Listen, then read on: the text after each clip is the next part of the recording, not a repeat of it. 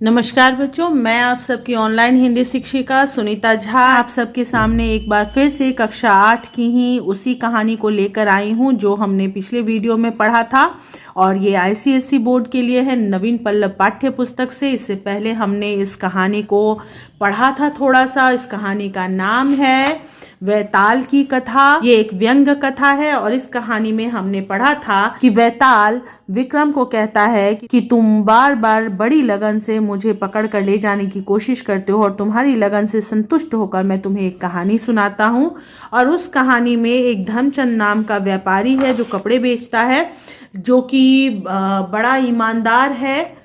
और धर्मचंद का एक मुकदमा है और उस मुकदमे को जो सुनवाई करने वाले थे उस जज का तबादला हो जाता है, ट्रांसफर हो जाता है। और नया जज जो आता है उनकी चापलूसी करने के लिए धर्मचंद कुछ शर्ट के कपड़े बड़े सस्ते दामों में झूठ बोलकर देता है कि ये शर्ट के कपड़े मैंने कट पीस सेंटर से लिया है, ताकि अफसर जो थे, जो जज थे, वो कपड़े खरीद सके और उनको दाम ज़्यादा ना लगे। तो उसने 4 शर्ट के कपड़े दिए हैं और अब ये कहता है कि मैं अपना दर्जी भी आपको भेज दूंगा जो कि आपके लिए शर्ट बना देगा। साहब के हिसाब से उस शर्ट के कपड़े बहुत महंगे थे जो धर्मचंद के दुकान पे थे और वो नहीं खरीद पाए थे, तो उनका मन दुखी था इस बात से।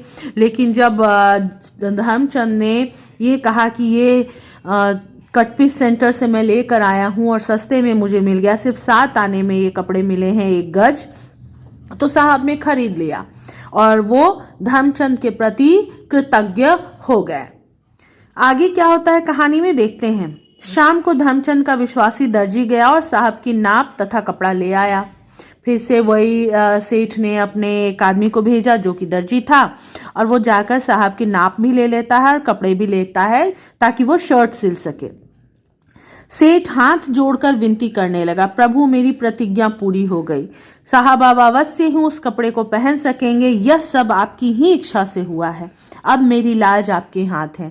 और सेठ ने अपनी प्रतिज्ञा पूरी हो जाने की वजह से प्रसन्न होकर भगवान से कहा कि ये सब आपकी मेहरबानी से हुआ, आपकी इच्छा से हुआ, मेरी लाज मेरी इज्जत अब आपके हाथ में है, आप इसकी रक्षा करना। साहब को शर्ट पसंद आए और साहब मेरे पक्ष में फैसला करें, ये सब अब आपकी कृपा से हो जाएगा। फिर उसके बाद वैताल कहता है, हे विक्रम, कमीजें बन गई, स्त्री हो गई, उठाकर पहनने लायक हो गई, स्त्री यानी कि आयन भी हो गई। तो कपड़े बन गए थे, शर्ट बन गई थी, पहनने लायक हो गई थी।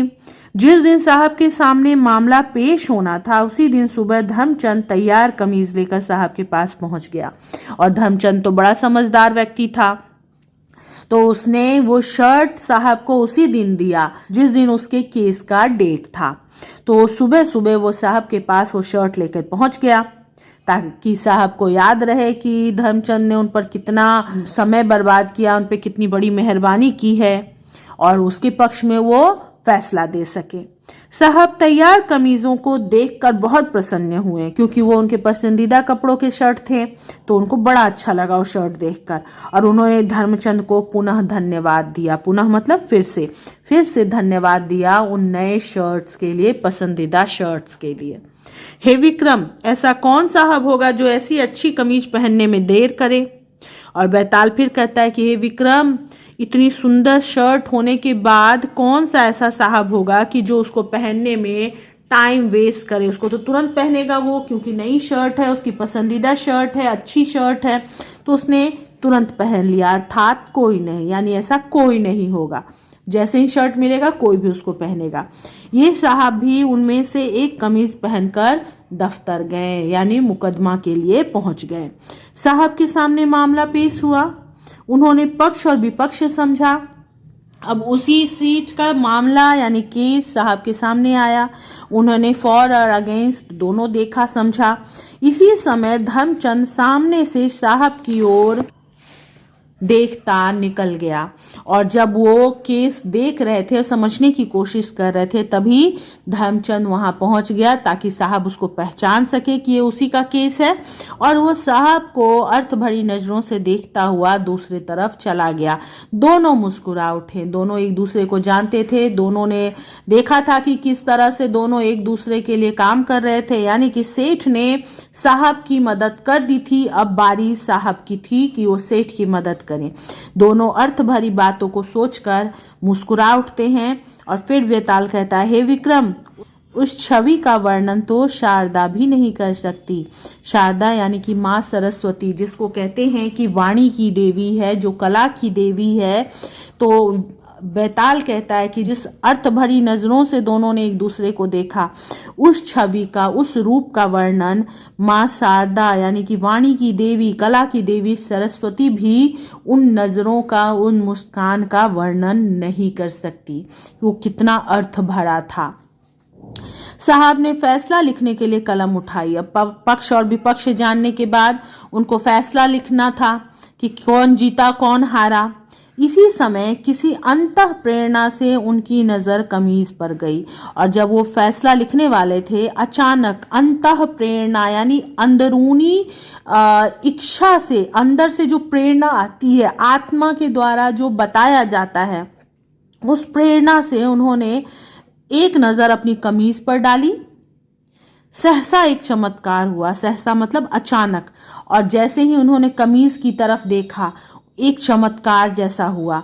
उनको महसूस होने लगा कि एक क्षण में वह कपड़ा फौलाद में परिवर्तित हो गया। फौलाद यानी लोहे में बदल गया।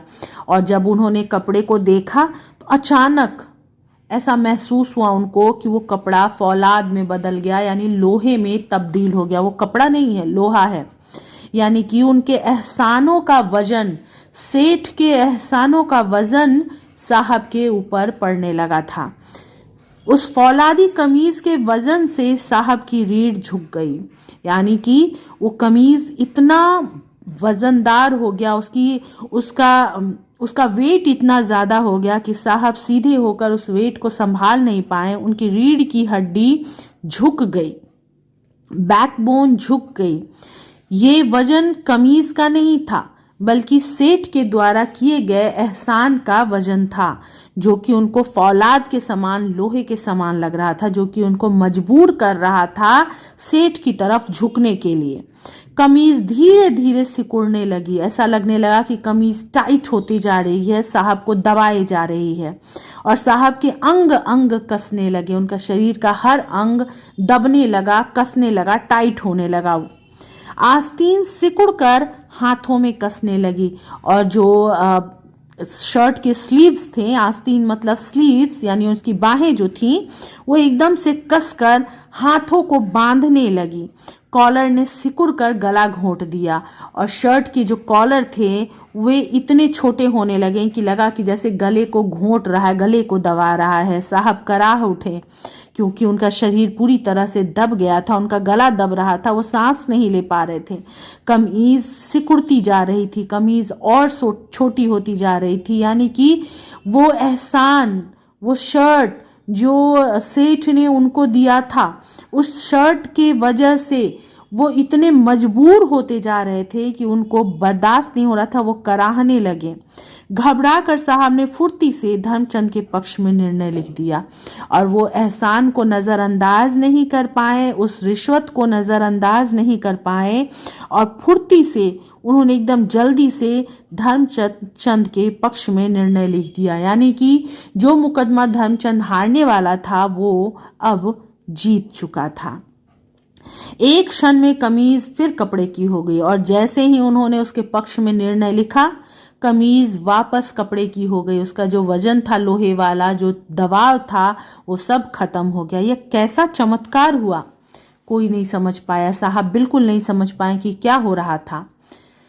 धर्मचंद के जीतने की खबर फैल गई, सबको आश्चर्य हुआ। कोई कहता साहब ने ईमान खो दिया। ईमान खो दिया मतलब वो बेईमान हो गए। कोई कहता साहब बेचारे क्या करें, ईमान तो धर्मचंद का गया। लेकिन किसी का कहना था, कुछ लोग ये कहते थे कि साहब का ईमान खो गया है, साहब बेईमान हो गए। कुछ लोग कहते थे नहीं, धर्मचंद का ईमान गया, धर्मचंद ने उनको रिश्वत दिया तो धर्मचंद धोखेबाज हुआ, वो बेईमान है। लेकिन कुछ लोग कहते थे कि दोनों ने ईमान खोया।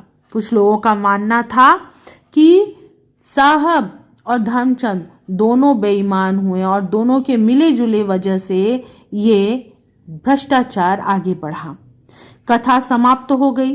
कथा समाप्त कर वैताल थोड़ी देर चुप रहा, फिर बोला, हे विक्रम, कथा तूने भी सुनी, अब तू बता कि किसका ईमान गया, साहब का, धर्मचंद का या दोनों का। जैसा कि मैंने कहा कि हर कहानी के बाद वैताल ये कहता था कि जानते हुए अगर तुम नहीं बताओगे तो तुम्हारा सर फट जाएगा। तो इस बार फिर से विक्रम से उसने पूछा कि तुमने तो कथा सुन ली, अब तुम बताओ कि किसका ईमान गया, साहब का, धर्मचंद का या दोनों का। विक्रम ने तुरंत उत्तर दिया, ईमान किसी का नहीं गया, क्योंकि धर्मचंद ने कपड़े का दाम लिया और साहब ने भी कीमत देकर कपड़ा लिया। यह सुनकर बैताल उड़ा और फिर वृक्ष पर जाकर लटक गया। आज का समय जो है वो ईमान की भी या धर्म की या दया की, हर चीज की परिभाषा अलग तरह से देता है।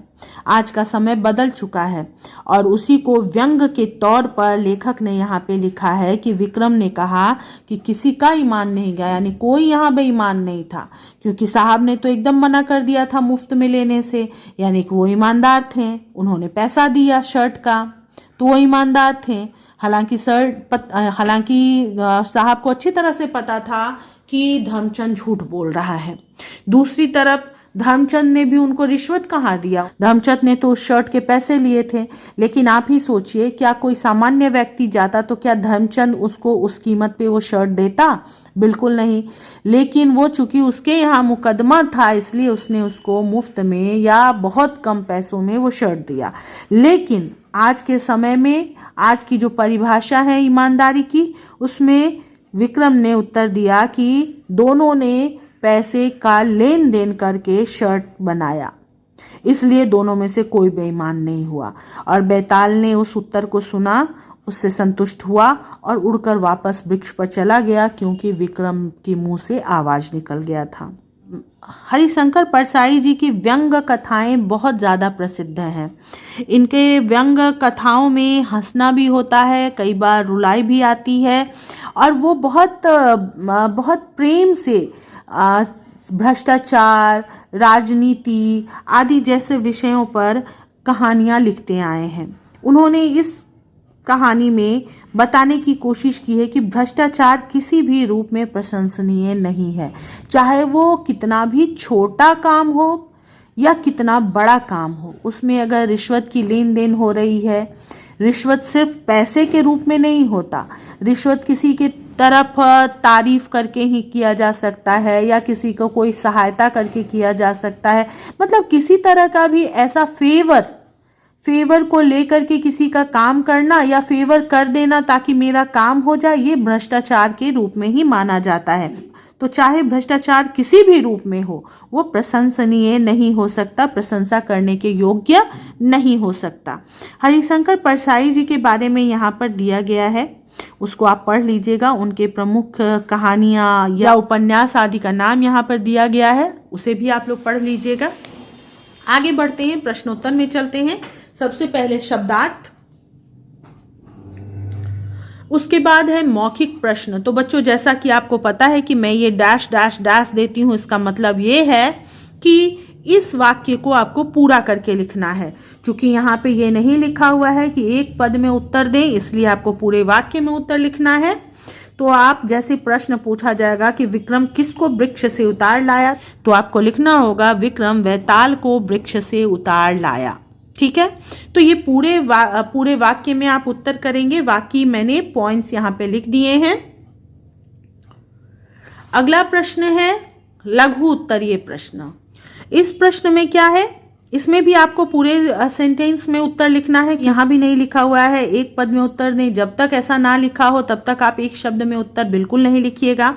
वैताल ने विक्रम से क्या कहा, पेज 113 पैरा फर्स्ट। देखिए, वैताल ने विक्रम से कहा तू मुझे फिर वृक्ष पर से उतार लाया। मैं तेरी लगन देखकर बहुत संतुष्ट हूँ। तेरे मनोरंजन के लिए एक कथा सुनाता हूँ, सो सुनो। धर्मचंद भगवान की कसम खाकर क्या बताता था? तो आप उत्तर लिखेंगे, धर्मचंद भगवान की कसम खाकर कपड़े की दर और उधारी का हिसाब बताता था। धर्मचंद ने अपनी दुकान पर नए साहब का स्वागत कैसे किया? Page number 114 para second. यहाँ पे जैसे ही है, धर्मचंद ने कपड़ा नापना छोड़ दिया और हाथ जोड़कर सीढ़ी पर खड़ा हो गया और कहा, पधारिए साहब। साहब को कुर्सी पर बैठाकर उसने पान की तस्तरी आगे की और कहा, बड़ी कृपा की साहब, क्या सेवा करूं?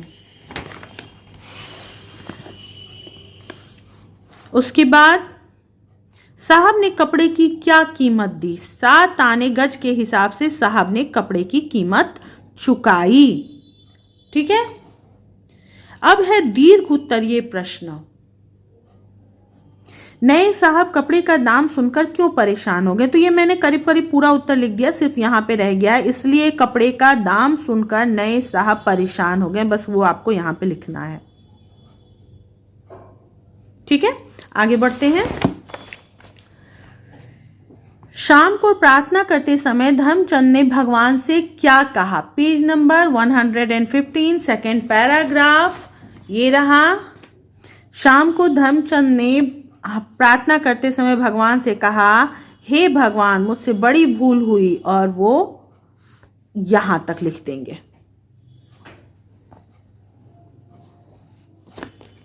ठीक है, चलिए अगला प्रश्न है, सेठ के मुकदमा जीतने पर लोगों ने क्या कहा? सेठ के मुकदमा जीतने पर कोई कहता था साहब ने ईमान खो दिया, कोई कहता साहब बेचारे क्या करें, ईमान तो धर्मचंद का गया, और कुछ लोग कहते थे कि दोनों का ईमान खोया। तो ये उत्तर आप लोगों को लिखना है। इसके बाद आगे बढ़ते हैं, किसका ईमान गया? बेताल के पूछने पर विक्रम ने क्या उत्तर दिया? तो आखिरी जो है पैराग्राफ, विक्रम ने उत्तर दिया कि ईमान किसी का नहीं गया, क्योंकि धर्मचंद ने कपड़े का दाम लिया और साहब ने भी कीमत देकर कपड़ा लिया। बस यहां तक उत्तर लिख देंगे। ठीक है, अगला है, किसने किससे कहा? तो इसका उत्तर मैंने लिख दिया है। आगे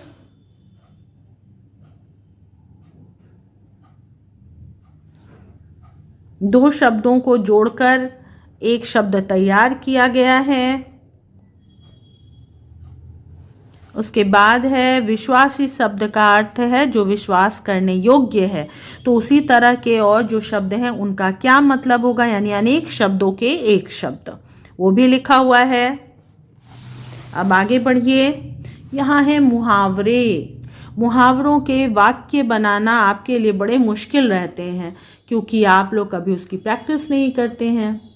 मैं यहाँ पे लिख के दे रही हूँ, उसको पढ़िए, लेकिन कोशिश कीजिएगा कि अपने शब्दों में अपने वाक्य बनाइए, इसकी सहायता लीजिए, देखिए कि कैसा उत्तर है, कैसा वाक्य है, और वाक्य आप ऐसा ही बनाइए, लेकिन अपने हिसाब से वाक्य बनाइए, ताकि आपको लिखना आ सके, क्योंकि ICSE बोर्ड में 10th तक मुहावरे बड़े इंपॉर्टेंट होते हैं।